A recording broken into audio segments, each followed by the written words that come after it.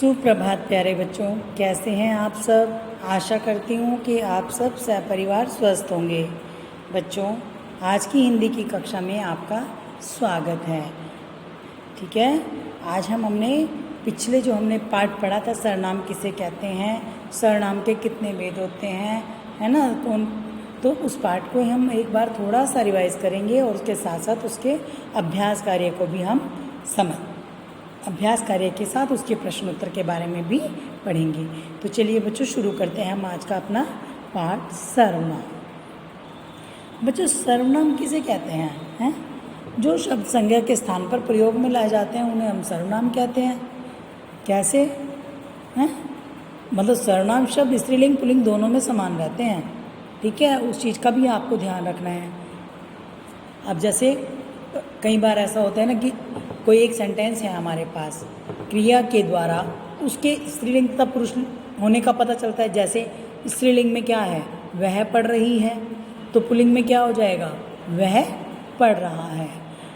और सर्वनाम शब्दों के भी एक वचन तथा बहुवचन रूप होते हैं। बेटा, जैसे हम एक वचन बहुवचन में वचन में समझते हैं ना, पढ़ते हैं, वैसे ही मैंने आपको 2 वीडियोज़ में बहुत अच्छी तरह से वो क्लियर किया है कि वचन भी, जैसे एक सर्वनाम में भी एक वचन और बहुवचन होता है। जैसे मैं का हम, तुम का तुम, वह का वे, यह ये, उसे उन्हें, इसे इन्हें इत्यादि।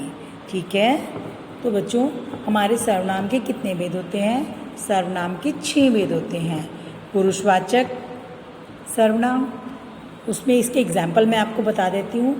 तू, तुम, आप, मैं, हम, वह, वे, यह, ये आदि। और निश्चयवाचक में, निश्चयवाचक सर्वनाम में यह, ये, वह, वे। तीसरा क्या है हमारा?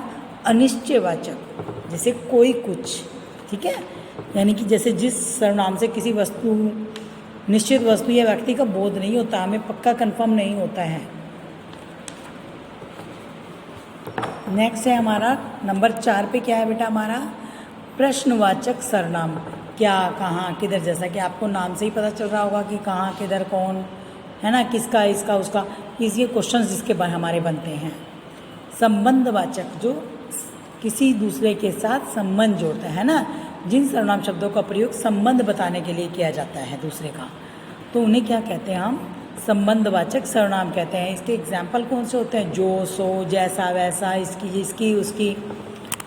नेक्स्ट है हमारा बच्चों निजवाचक सर्वनाम, यानी कि अपने आप, खुद, स्वयं जिन सर्वनाम शब्दों का प्रयोग कर्ता, वक्ता अपने लिए करता है उन्हें हम क्या कहते हैं? निजवाचक सर्वनाम कहते हैं। है ना, कुछ एग्जाम्पल्स के माध्यम से मैंने आपको पिछली कक्षा में समझाया भी था, तो 1-2 एग्जाम्पल इसमें समझ लेते हैं दोबारा से। यह मॉडल स्वयं बनाया है, मैंने यह मॉडल स्वयं बनाया। बच्चा क्या कह रहा है कि ये जो मॉडल बना हुआ है ये मैंने खुद बनाया है, यानी कि किसी के द्वारा नहीं बनाया गया है। और दूसरा क्या है? अपना काम खुद करना चाहिए। खुद का मतलब भी क्या होता है? निज। मैंने ये कार्य निज किया है, ये कार्य मेरे निज द्वारा किया गया है, मैंने अपने द्वारा किया गया है, मैंने किसी से नहीं करवाया है, मैंने ये कार्य स्वयं किया है, अपने आप किया है, खुद किया है। ठीक है बच्चों, तो क्लियर हो गया आपको सर्वनाम किसे कहते हैं? जो शब्द संज्ञा के स्थान पर प्रयोग किए जाते हैं उन्हें सर्वनाम कहते हैं। सर्वनाम के कितने भेद होते हैं? सर्वनाम के 6 भेद होते हैं। देखिए आपके सामने अब तक जो हमने पढ़ा उसको सीख लेते हैं। पुरुषवाचक सर्वनाम, निश्चयवाचक सर्वनाम, अनिश्चयवाचक सर्वनाम, प्रश्नवाचक सर्वनाम, संबंधवाचक सर्वनाम और निजवाचक सर्वनाम। ठीक है, सर्वनाम जो होते हैं बच्चों स्त्रीलिंग तथा पुल्लिंग दोनों में हमेशा एक समान रहते हैं। सर्वनाम शब्दों के एक वचन और बहुवचन रूप, आपके पास क्वेश्चन आ सकता है क्या सर्वनाम शब्दों के एक वचन और बहुवचन रूप होते हैं? तो आप लिखेंगे हाँ, सर्वनाम शब्दों के एक वचन तथा बहुवचन रूप भी होते हैं। और एक क्वेश्चन आपका ये बन सकता है कि सर्वनाम शब्द स्त्रीलिंग पुल्लिंग दोनों में समान रहते हैं? यस, दोनों में समान रहते हैं। अब देखिए, अभी हम जो पढ़ चुके हैं वही क्वेश्चन आपके पास नीचे हमारे अभ्यास कार्य में आ गया है, जो हमने प्रश्न उत्तर करने हैं। देखो बेटा, क्या है सर्वनाम किसे कहते हैं? उदाहरण के साथ लिखिए। मैंने आपको बता दिया था इसके उदाहरण कौन कौन से होते हैं। है ना। मैं, तुम, आप, यह, कौन, किसका वगैरह सर्वनाम की डेफिनेशन लिख के आपने उसके एग्जाम्पल लिखने हैं। सर्वनाम के भेद लिखने हैं, परिणाम लिखना है आपने। सर्वनाम के कितने भेद हैं, इसका उत्तर आप कैसे लिखेंगे। सर्वनाम के 6 भेद हैं और 6 भेदों के प्रत्येक का नाम लिखकर 2-2 के उदाहरण लिखिए।